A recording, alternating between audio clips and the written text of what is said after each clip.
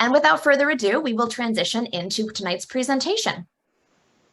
So you are in the right place if you are here for a conversation about communication and collaboration with special education teams. First, we're going to start off just orienting you to who Gretchen and I are and our roles within the larger Aspire and Lurie Center. Then we're going to talk about some of the common challenges and patterns we see, as well as the strengths that can emerge in collaboration between parents and caregivers, and this expectation and role that parents and caregivers need to embody as a case manager. Then we'll break our practical tools down into three categories. Proactive tools, so organizational structures we would ask you as parents and caregivers to think about coordinating in advance of the meeting to help you be your best participant. In the moment tools, during the meeting, things that we would suggest might maximize your participation. And then we'll talk about after the meeting, how you can continue to get your child's and your needs met. So as I mentioned earlier, my name is Elise Wolf. I'm a senior program manager at Aspire. Gretchen, please let us know who you are within Lurie. I'm Gretchen Timmel. I'm an educational specialist and have an advocacy role for our patients and interface quite frequently with the schools. Thank you, Gretchen. So just to start off tonight, Gretchen and I were having a conversation the other day just about if we challenged ourselves to try to list all of the roles that parents and caregivers are asked to embody and participate in, what would that look like? And what we ultimately ended up with is we can't create that list. It's just what you see on this slide is just one small part of the iceberg that is the role of a parent or a caregiver. To highlight a couple of the things you see listed here, first and foremost, you're a parent and whatever that means for you. Secondly, the role that we're really going to highlight tonight is the one of case manager. So there are benefits, tremendous benefits in being the expert in your child as a parent. And then we want to encourage you to think about how is the role of case manager, one that based on some of the tools we give you tonight, you can play most effectively in advocating for your child with special education teams, but also how can tonight's tools help you step away from being a case manager at times to give you relief back into the parent role.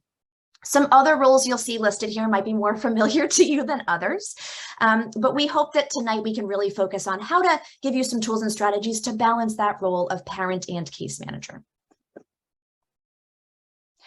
So to transition to thinking about why are we running this coffee convo? Why do Gretchen and I have so many of these conversations with parents, families, and with school teams? Something that Gretchen and I is true for both Gretchen and my roles is we've sat on many sides of this table. We've participated in IEP meetings, having personal investment, professional investment. So our hope is that what we can bring to you is a holistic understanding of how complex the dynamics of special education collaboration and meetings can be.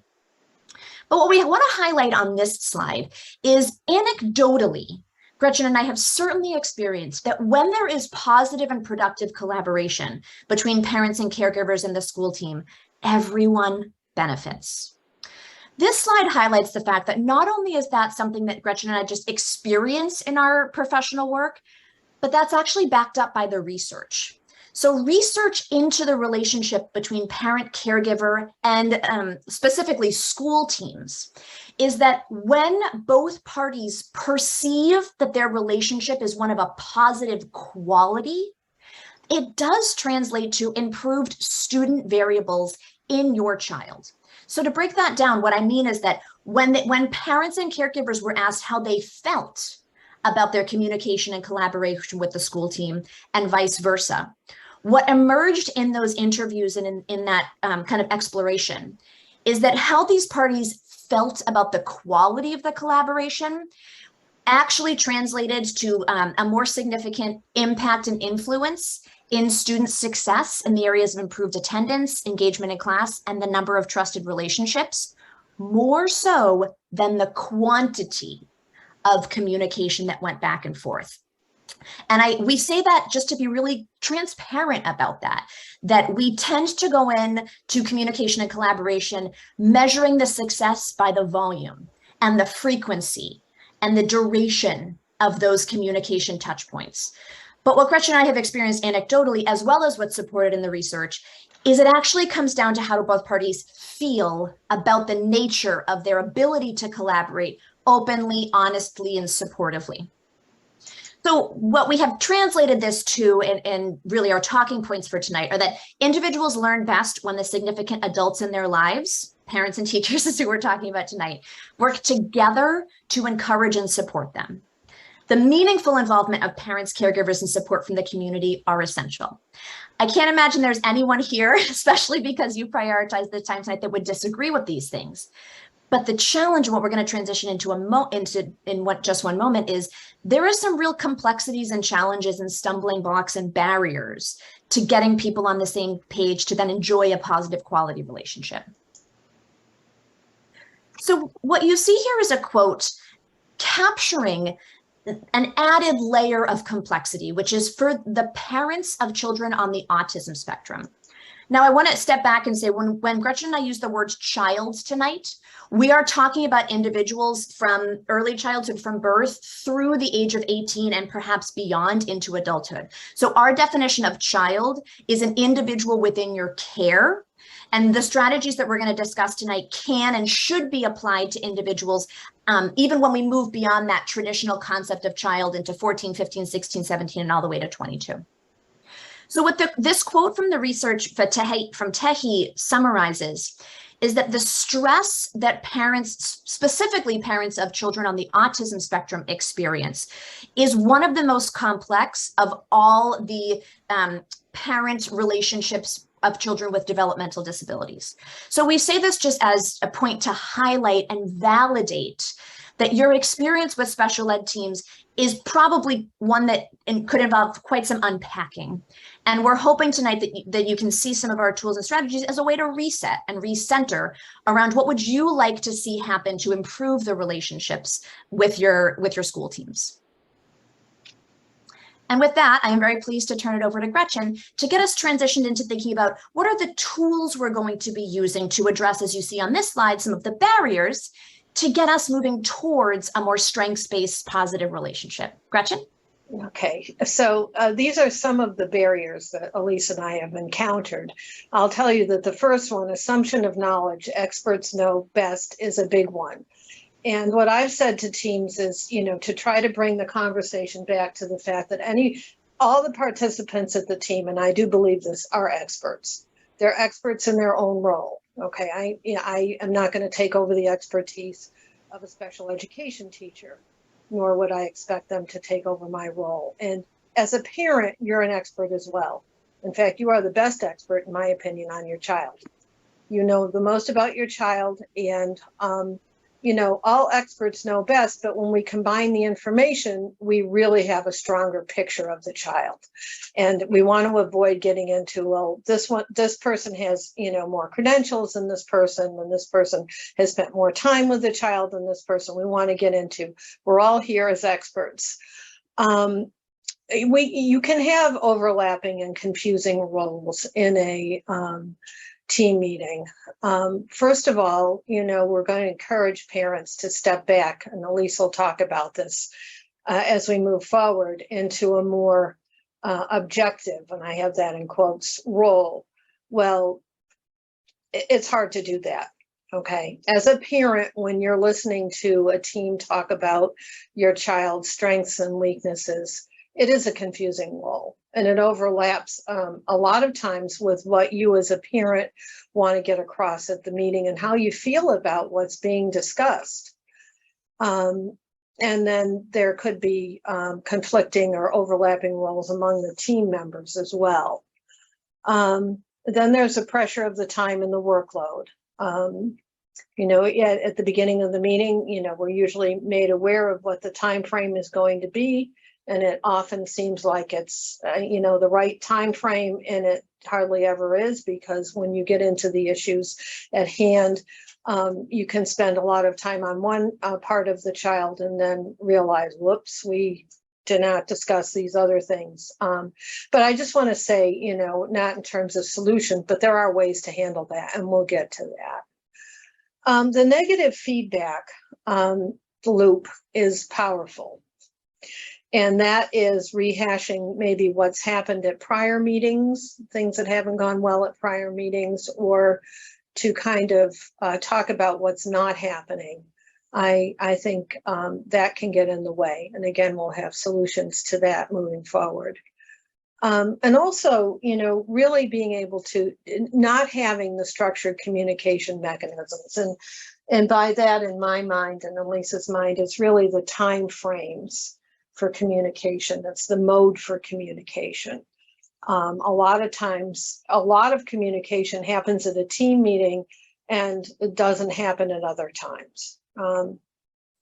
And as we know, children are individuals and they present very differently in different environments. And so again, instead of, you know, having a back and forth about he or she doesn't do that or he or she does that in all situations, I think it's best to just acknowledge that the child is different in different settings and deal with it in terms of strategies, which we'll get into.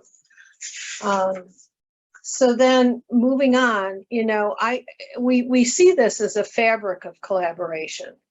And the reason that Elise and I have chosen fabric is because we really feel that you weave a process. You take those parts of the team that are productive. You take the parts of people that want to reach your child and you allow that to happen, even if the focus may be slightly different than what you had in mind. Because collaboration is going to bring about change. And in order to have a change, we have to have collaboration of the team, because many decisions that are made are team decisions. They're not made by a single individual, right? So I would say focus on the needs of the student, of the child. The child's at the center of the discussion. Respect areas of differences, differing opinions. That's really important in our minds, because a different perspective on a child may be extremely important. Just because I haven't had that experience with a child, or a parent may not have, doesn't mean that the perspective shouldn't be a part of the discussion. So try to listen to the team perspectives on your child with an open mind, and try to maintain the structure of the meeting, which the team chair will help with in terms of, you know, where we should be in a conversation at a given time. This is a big one in our minds. Remember that the process is ongoing and not a one-time situation. I think there's a lot of pressure put on parents at a team meeting. This is a yearly annual review at times. We must complete everything. We cannot revisit anything moving forward. That's a myth. Everything can be revisited moving forward. And to try to model the flexibility that you want to see. So I use words such as, continuing on with what you've said, I want to add, rather than no, but, you know, try to get the flexibility there so that people continue to think adaptively. So now, Elise, I'm going to turn this back to you. Excellent. Thank you. And as a reminder to people that are joining us in this meeting, we would encourage you to use the chat to please, while Gretchen and I are speaking, add questions that you would like to see us get to at the Q&A. Don't feel like you have to hold the question until the end. Lisa Nowinski is actively moderating the chat right now to compile the questions. So now we're going to transition into talking about practical, concrete tools. The first stage we're going to look at is what we would encourage parents and caregivers to think about organizing before the meeting. Now, the meeting could be your child's annual IEP review. It could be just a team progress meeting.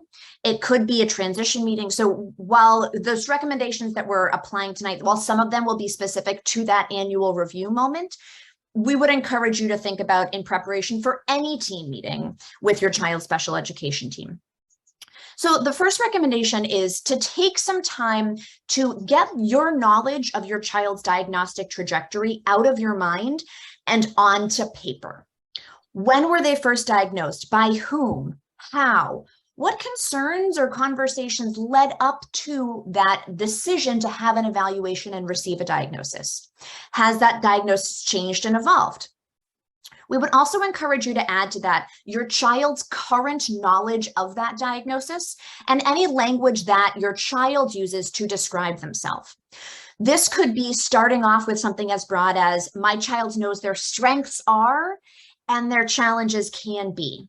It could also be a little bit of insight into what disclosure conversations have happened with your child.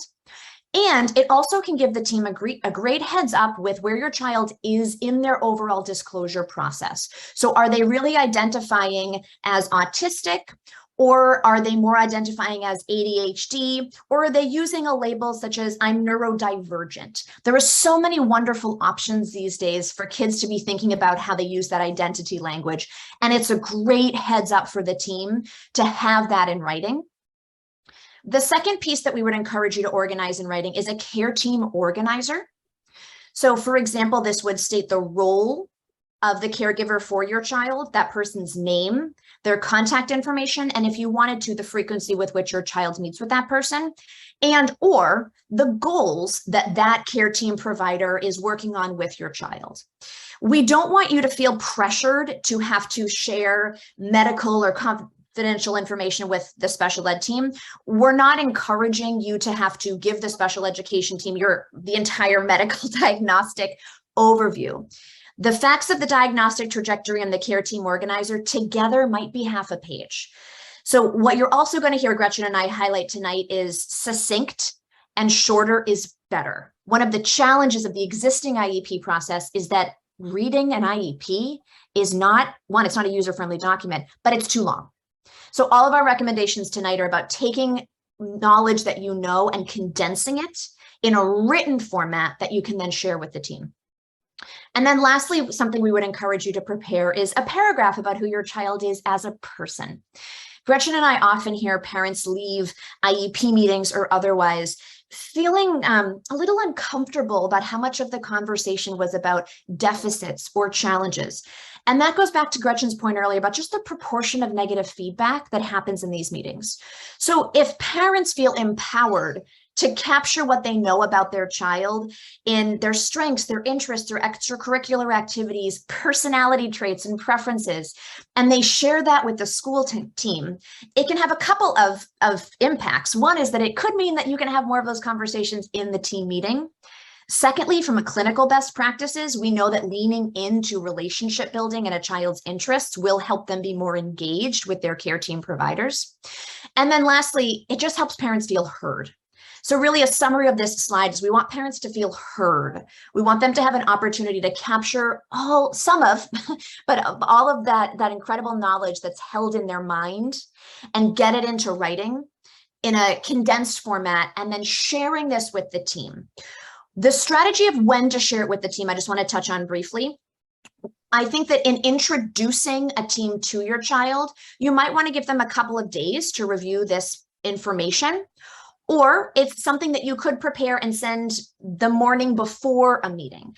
So think about the strategy about when you want people to have this information. But the goal for you as a parent is just to take some time in whatever exists as a downswing when you have more time as a parent to create this document. And then we want to introduce this concept of rational detachment, because what we're transitioning now into is Gretchen is going to take the next slide and really talk about how to be your best participant in the meeting. And one aspect of that is how you prepare yourself emotionally and from a self-care angle heading into meetings that are exhausting and time-consuming and require so much mental energy that they're just draining. So to prepare yourself to be your best participant as a case manager in these meetings, think about, what do I need to do to take care of my emotional and self-regulation needs? So we would define rational detachment as the ability to stay in control of one's own behavior and not take someone else's behavior personally. That is something that we would ask of any team member at the table. So we're not giving this, when Gretchen and I do this and we talk to teachers, we use the exact same slide. This is really just a core pillar of best practices for teamwork, communication, and collaboration. So we want parents to really value, what do you know about yourself and how potentially draining or complicated this meeting might feel for you? And how can you set yourself up for success? Make sure you have a good breakfast that morning. If it's at all possible, did you get a good night's sleep? Do you want to take a couple of minutes and just listen to some music in your car before heading in? Do you even want to leave 20 minutes early so you're not worried about traffic on the way there? That's a really valuable self-care moment that will have a concrete impact on the flow of the meeting and your ability to participate. So please take a moment to think about yourself and what would benefit you to be your best participant. And Gretchen.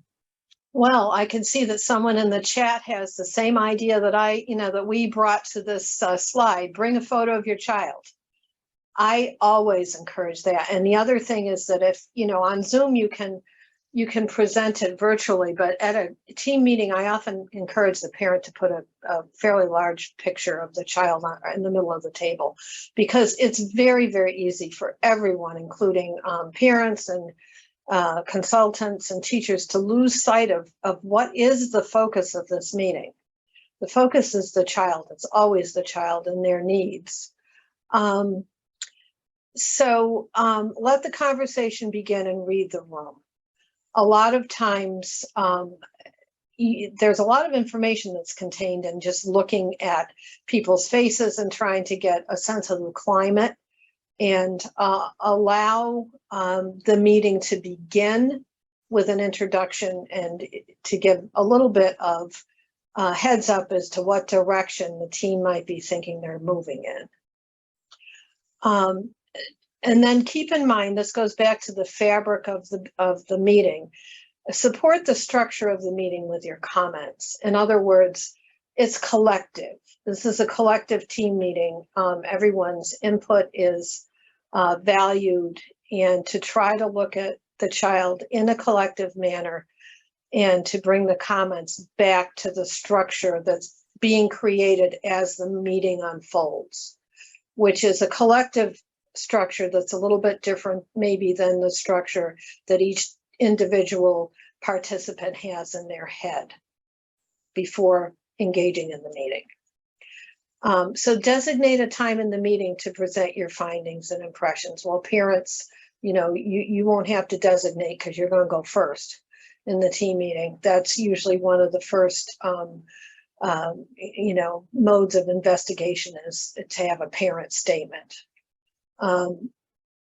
Then usually if there are providers or presenters that are professional presenters, the team chair usually designates a time when those presentations will occur. So I think that really trying to find and acknowledge the commonalities that exist among team members is important. For example, I know that you, as the classroom teacher of my son, see this in the same difficulties that I do with reading. Try to bring out the commonalities, and try to link in what you're saying as a parent or what's a professional presenter is saying about the child to previously shared information, so that we have a common dialogue. There's a common dialogue that's emerging among the team members. And I think, and Elise agrees that bringing up the contrasting ideas that are not fully addressed is really important, with statements such as, it seems like we've talked about X, Y, and Z and agree on X and Y. I don't think we've talked about A and B. So that we're constantly going back to those areas that you as a parent do not feel have been fully addressed, without throwing out or negating the areas that have been addressed and that are agreed upon. Okay. Ask for a clear process for how differences of perspective will be addressed. In other words, there will be differences in perspective likely. And at the end of the meeting or during the meeting, you as a parent want to know how that's going to be addressed moving forward. In other words, the agenda is to keep the differences in perspectives on the table for further discussion, and not just to say, well, we've talked, we agree on almost everything, so that's the end of it. We have to keep all the information on the child moving along in their best interest. which is a difficult thing to do. It's difficult for parents and it's difficult for the providers and the consultants as well, because there's a tendency to get locked into a certain particular part. Okay, Elise, this is your area here. Sure. So now so as Gretchen highlighted with just some fantastic points there, we don't expect everyone to agree on everything at the meeting. And in fact, those are the meetings where I walk away saying, oh, we didn't talk about everything. The way to make these meetings most productive is to, again, as Gretchen highlighted, share the commonalities and be more candid about it doesn't sound like we're on the same page about this, instead of trying to massage it into an ultimate agreement. That breeds resentment. As a parent, you leave saying, oh, I think I just said yes because we were in the team meeting and I felt pressed for time. So a strategy we suggest to parents to help them feel empowered to have difficult conversations is to remember empathic listening.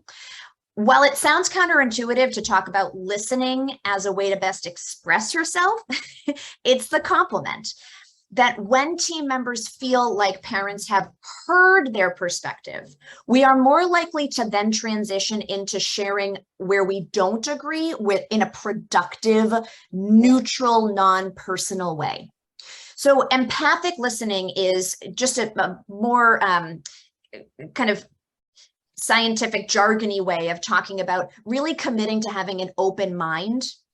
And when you're hearing team members and people that aren't you talk about your child, balancing that rational detachment we talked about, being aware of messages and cues that you're sending with your face and your body language, being aware of your own internal regulation, and allowing that to support a real active listening.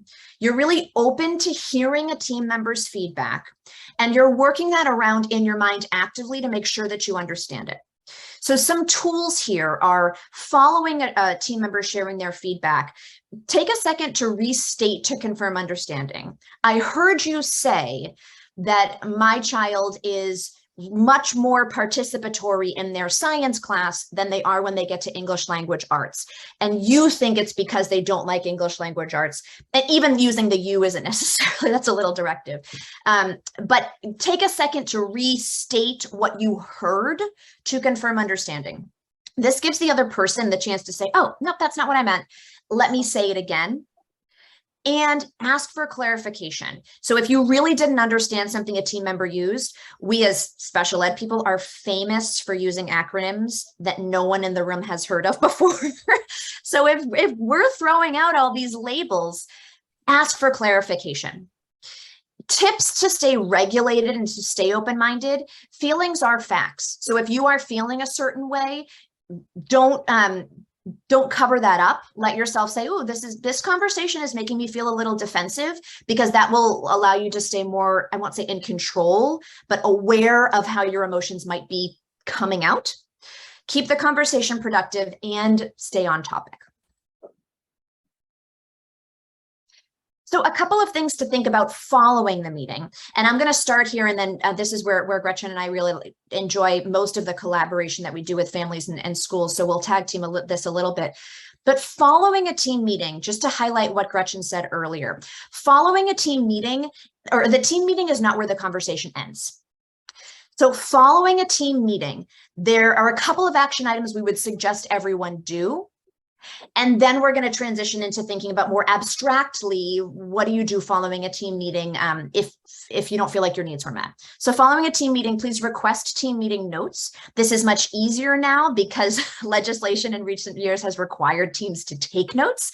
When Gretchen and I for many years, notes were not a formal part of the process. So we are thrilled that there is now a formal documentation expectation on behalf of the school. Share the team notes and/or the IEP with other providers for feedback. You want to be mindful about what specifically the targeted questions you might be asking when you're sending that to a provider. You don't necessarily want to leave it open-ended, but asking, could you look at A, B, and C and tell me your thoughts? Provide your feedback on these notes and/or the IEP to the team. That's certainly an action item that we ask you to be accountable for. And confirm your understanding that the decisions were made. if you get at your child's IEP and they've been on an IEP for 10 years and you still don't know the difference between grid A, B, and C, you're in good company. It is okay. So take time to make sure that you understand how the IEP reflects decisions that were made. Just as a reminder, parents should expect following a meeting progress reports related to IEP objectives at least as frequently as the typical progress reports are sent out to non-special education students. And parents should expect timely follow through on next steps. So this is where Gretchen has really highlighted timelines earlier. We would encourage you to educate yourselves on the expectations for how many days a school has to return a document. On the Massachusetts Department of Elementary and Secondary Education website, there's an amazing one-pager. If you do a Google search, Mass DESE IEP Timelines one-pager, it's a fantastic document that will just leave you empowered with, I asked the team to do this, they have this long. I've asked the team to do this, they have this long. And then the last 2 points here, and then I'll turn it over to Gretchen for further commentary on this slide, is please maintain direct and open communication with your team between meetings. What we're going to talk about in the next slide is how we would suggest to approaching that. Continue the conversation about your areas of concern and consider asking for further investigation. If you leave the IEP meeting still living with an unaddressed issue, and as Gretchen said earlier, in the meeting, you didn't necessarily understand the clear roadmap for how the team was going to get on the same page, then you can reach out and let the team know that we need to further address this. This can be done. Parents and caregivers are always allowed to reconvene the team. You do not have to finish everything on the agenda in one meeting. You can allow it to continue. Even if you do think you finished the agenda, you can reconvene and call a team meeting whenever you feel like that needs to be the case. And in response to the documentation or IEP you've received, you have recourse. So perhaps there's a partial rejection, or perhaps you provide feedback and edits to see how the team incorporates them. There's one more category that we wanted to share with you, which is rejection by omission. So this is a category that says parents can reject partial or the IEP in its entirety, although we don't usually recommend that, based on that something is not included in the IEP. So the phrase for that is rejection based on omission. Gretchen, please feel free to add any comments to this slide before we get into the next one. I just wanted to go back to the fact that it's important to have the team meeting notes to compare against the IEP that's been proposed, because it's a really direct comparison. And the other thing is that if areas haven't been addressed, in your opinion, you can ask for data collection. You can ask for a period of data collection, 4 to 6 weeks in the area that you don't feel has been addressed, and reconvene the team to go over their data, which makes it more operational. In other words, if the team is saying, well, we feel your child is making progress in this area, and you're feeling that they're not, and there hasn't been an evaluation in that area, you can ask for data collection, or you can ask for more data collection to talk about actually what it is that you're concerned about. Thank you, Gretchen. And I would say one of the most common times that Gretchen and I are brought in is to figure out, how do we collect data on where we're disagreeing? Data collection is tricky. Thank you, Gretchen. So the last recommendation we're going to give today before we move into the Q&A is when you're thinking about how to organize a communication method, first of all, organize and formalize. Gretchen and I could put this on a t-shirt. Organize and formalize. There is not a one-size-fits-all method for homeschool communication. We know that this is a best practice, but please don't feel like you have to subscribe to what the school is suggesting. They could have fantastic ideas about a homeschool communication method, but we want there to be some conversation around how and what we're going to communicate between home and school. So just some questions to think about, and perhaps even just bring these to a conversation with your special ed liaison to start a dialogue about the important features of a homeschool communication log. Gretchen, anything to add? No, I think that's comprehensive, and it should feel just that it should feel comfortable to the parent. Right. That's right. That's the end result. Right. Well, comfortable and again, we'll always play devil's advocate with each other, which is something we enjoy. The bandwidth of the special ed teacher. Yeah. That's a huge tension. Absolutely. Yeah. So we're thrilled to transition now into the Q&A. What Gretchen and I want you to keep in mind that we just honestly couldn't find another just right place in this slideshow to share with you is your child's experience of an event is one perspective. Oh, it's a hard thing to acknowledge, but I can't tell you how often Gretchen and I come in because the child is going home and saying this to home, but that's just not what school saw. And we don't ever want your child's reporting to be the origin of a point of contention. Please speak positively about school and the people caring for your child. This has a tremendous positive impact on your child's stress and anxiety. We want your child to feel like you trust the school team. That doesn't mean that you agree on everything, but the message that your child receives about how you feel about your child's safety and security at school really, really matters. Your child needs to know that you, as their parent and caregiver, trust who they're spending their day with. And then lastly, continue to pay attention to the messages you send with your face and body in collaboration. This is something that we ask of the school teams and of anyone that we're hoping to have productive and professional communication with. Thank you for letting Gretchen and I share some of what we're very passionate about, making sure parents feel empowered to understand. The chat is active. And that gets Gretchen and I very excited. So without further ado, Lisa, if we could turn it over to you to please help us coordinate the Q&A. Absolutely. We've got a lot of great questions coming in the chat and collected so far. You have both shared so many tremendous tips and tricks and sort of gems of wisdom here tonight. I think you've touched on some of these things already, but we'll circle back to a few just to really highlight some important points.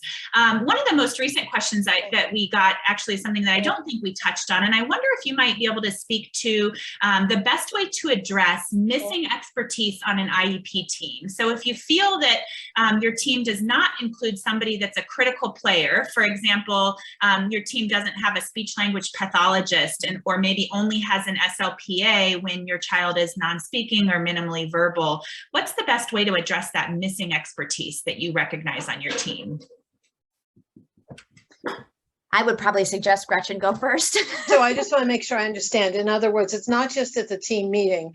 The expert player is not a part of the team in general, correct? Right. Because if they're just missing at the team meeting, you can defer and meet again another time. But I would just say, I would be frank and say that, that you feel that expertise of an individual in that area is needed and that you're requesting an evaluation from the school in that area with someone who's credentialed and experienced in the area of concern. And if there isn't one, then you're going to request an outside evaluation that the school contract with someone on the outside that you mutually agree upon to do that assessment. That's a great point. So by starting with asking for an assessment, you will bring that expert in naturally to the team process because they'll need to be there to present their results and then can really get them involved in the process in that way. That's a great tip, Gretchen. And they'll also weigh in on whether or not the child should receive the service that they've evaluated in as well. So absolutely. Yeah, important point. As we're talking about the team, I wonder if you can, and Elise, maybe we'll pass this to you. I wonder if you can talk a little bit about the idea that we know all team members should be equal team members, but oftentimes parents may feel like their perspective or concerns are either not being heard or minimized. What are some things that you think parents can do? And I think you've touched on some of these gems already, but what can parents do if they feel like the team is not hearing or understanding their perspective or concerns? That's a great question. I think one pre-meeting tip that I would ask is ideally and legally, you need to have a certain days number of notice in advance of an IEP meeting. So having that in your calendar, reach out to the team 3 to 4 school days before that meeting and ask what pre-work you can provide for the team. What that can sometimes do, specifically the areas of the IEP that I think are most impacted, as they should be, by direct parent feedback, parent concerns, student strengths, and anything that you'd also like to see listed in their vision statement. Perhaps there's a transition planning form that's now going to be incorporated into your child's IEP. So taking the initiative to reach out to the correct person on the team liaison, 3 to 4 school days before the meeting, and ask what should I be prepared to discuss regarding the IEP? What is my pre-work? And then again, going back to some of those sections. I think that. Oh, sorry, Lisa. I was just going to say, I love that tip of asking for pre-work or clarification. It's related to another question that we had specifically about team reconvene. So not your annual IEP meeting, but when a team is reconvening, a parent asked whether or not they would be expected to share an updated parent statement, or would they only be doing that in the annual IEP meeting. Now, some of these procedures may vary a bit district to district, but I wonder if you can sort of reiterate again what your thoughts might be to address these sorts of questions that come up for parents as they're preparing for meetings, whether it's an annual meeting or a reconvene. Sure. My brief answer to that, and then I'd love to hear Gretchen's feedback on this as well, is that I think it's a best practice to have every meeting that the school, involving the school team and the parents, start with an opportunity for the parent to share first. However, as you said, that's not the practice that we see across districts. So I think parents advocating in preparation for a meeting that I would like a couple minutes at this meeting to discuss X, Y, and Z. Again, it's organization, structure. And then arriving at that meeting, if that hasn't happened yet, watch the time, and at a proper transition between subjects on the existing agenda, interject and make it clear that you want to preserve certain time to discuss concerns that you have. So while best practice is we'd hope it starts at every meeting, it tends to most often happen only when it's a formal IEP meeting, but make sure that you interject at a place in that agenda to share your thoughts. Gretchen? Yeah, I think that it would be important to prepare a parent statement for any meeting. And the reason that I say that is that usually if it's a reconvene, during the year, there's a reason for it. Either the parent is finding issues that haven't been addressed, there are new issues. And so if you start with a parent statement, it's going to frame that meeting, because what often happens is the meeting goes back and rehashes everything else that was done at the prior meeting. And then there's 10 minutes at the end to talk about why was this meeting called. And often the team chair will want a statement from the parents, particularly if the parent's asking for the meeting. Can you please tell us, why it is that you would like us to reconvene and what should we focus on? So I think it's important to have one. And if the parent is not calling the meeting, if the school's calling the meeting, I still think it could be helpful to hear from the parent as to what's going on with their child in their eyes at a given time. Yeah. Really great point, Gretchen. Thank you. I've got another question for you, Gretchen. I wonder if you can tell us your thoughts. What if a parent feels that their child may need special education supports, and who determines whether or not an IEP is warranted? This may be helpful if we have parents on the call who are at the beginning process of the special education journey. Right, and this is going to probably elicit, some comments, but actually it's a team decision. It's a team decision whether or not a child should be placed on an IEP, which is why I want to go back to that fabric of collaboration. It is not the decision of one person, and it's also not the decision of one person not to have the child meet criteria for an IEP. And the other part of this is the parent is a team member, a valued team member, an equal team member. We need to remind the teams, and particularly with a child with autism, where it's written into the law, that we need to look back at those areas of their development outside of school that pertain to their disability and have those areas been addressed at the meeting or in evaluation. Because you can have, no eligibility, everything's fine at school, and have eligibility when things are not fine out of school. So it's a team decision. Yes. Really helpful reminder, even when sometimes it doesn't feel like equal membership on the team, it is important to remember that, and really, for parents to be empowered to remember that and take their full role in the team. Elise, I wonder if you can talk with us a little bit about what you think we can do, what parents can do when you feel like you've reached an impasse. If a parent's feeling like they may not be in agreement with the school's perspective on how their child's skills are developing or what their child's progress is. What can a parent do at that point? Yeah, I think I'll reiterate a couple of things that have been said and maybe add some more detail to them. First, I really love the word that Gretchen uses about investigation, because it really requires both parties to have an open mind, and it organizes the process of how we will address the next phase of the conversation. So I think from a parent perspective, I would encourage them to use this word investigation and look at how we're going to collect this data. So first, we would ask the team to determine how are we going to collect data to determine more objectively where the disconnect is between my child's experience or my experience of what's happening with my child and your observations as the teacher. As I mentioned briefly earlier, how to design that data can often be when Gretchen and I are called in.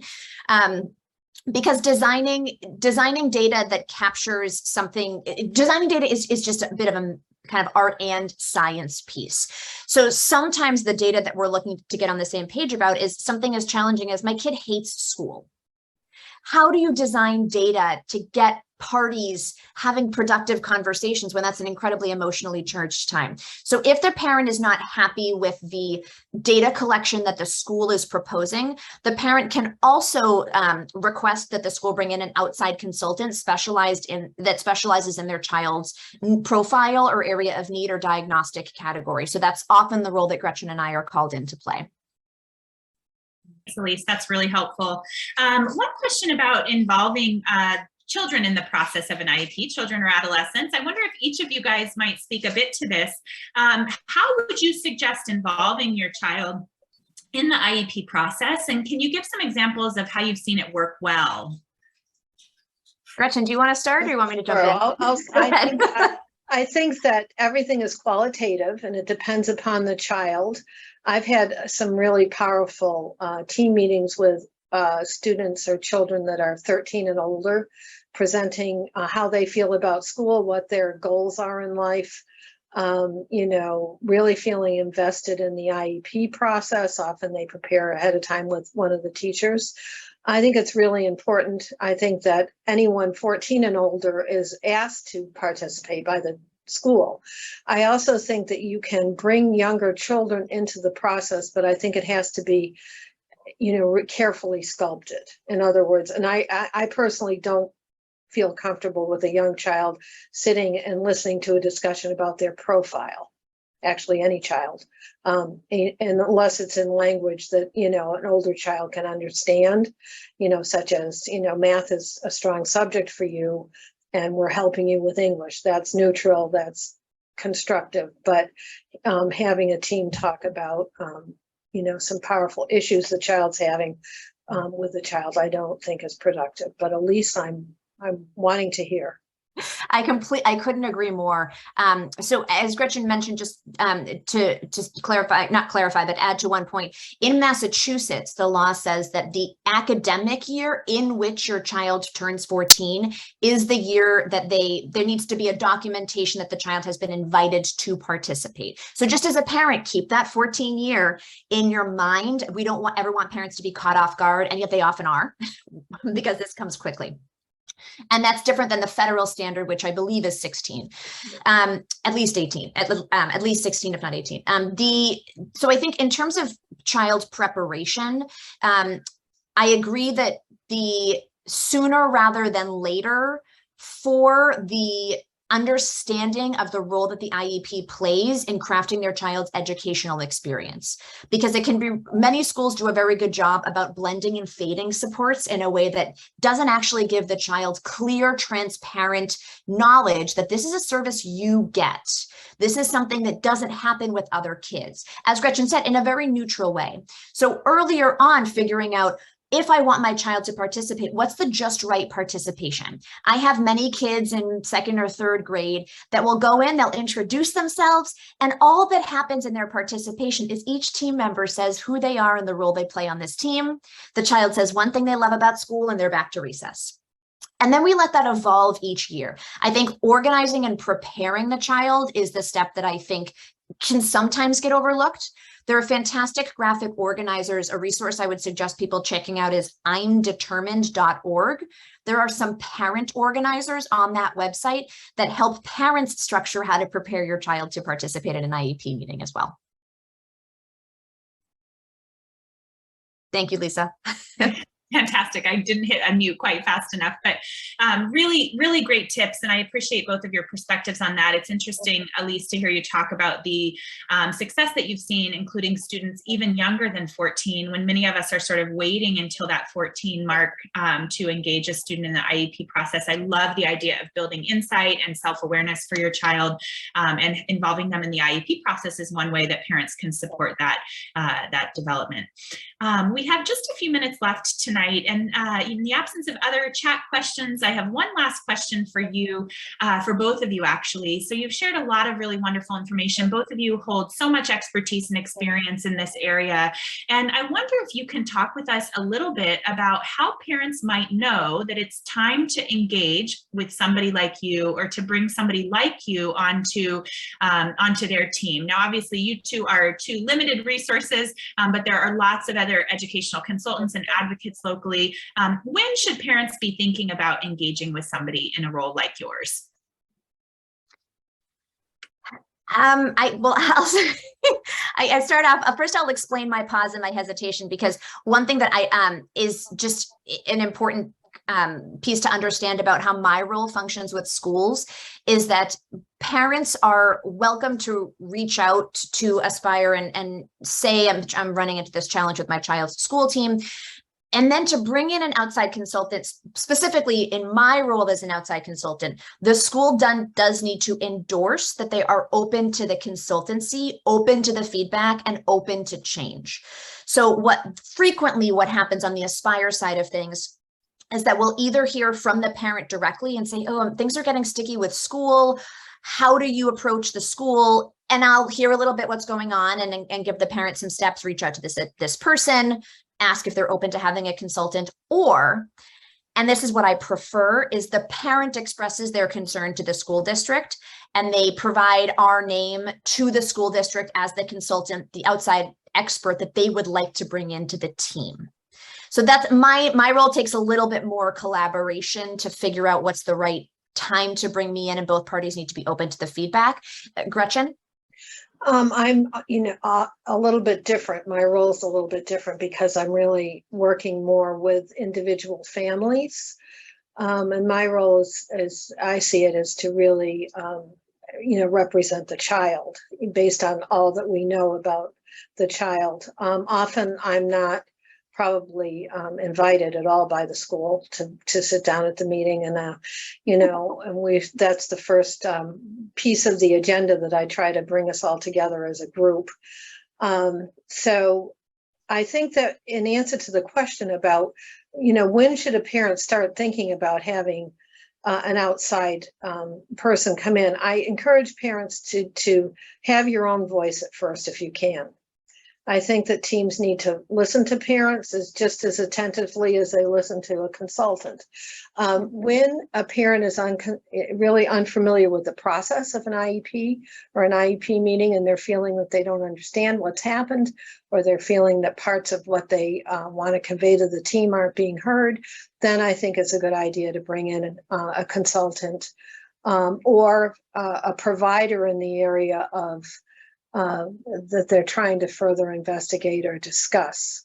Or if there have been several meetings or a meeting and the parent, you as a parent are not feeling respected or you're not feeling comfortable, then I think it's a good idea to bring in someone else that can kind of stand in that role and, have the child clearly at the helm of the discussion.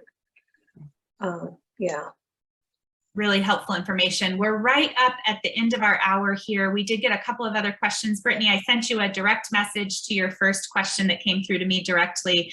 And Catherine, I apologize, we didn't get to your question, but it sounds like if you're having trouble with your teen, recognizing some of the challenges your child is having, engaging with somebody like Elise or Gretchen might be a helpful way to move that conversation forward. We so appreciate your time tonight, Elise and Gretchen, and your expertise, and to our audience for asking such thoughtful thoughtful questions and joining us in your after work hours and evening. We really appreciate you being here and hope that you'll join us again for our next coffee convo next month. Thank you very much. Thanks, everyone. Have a great night.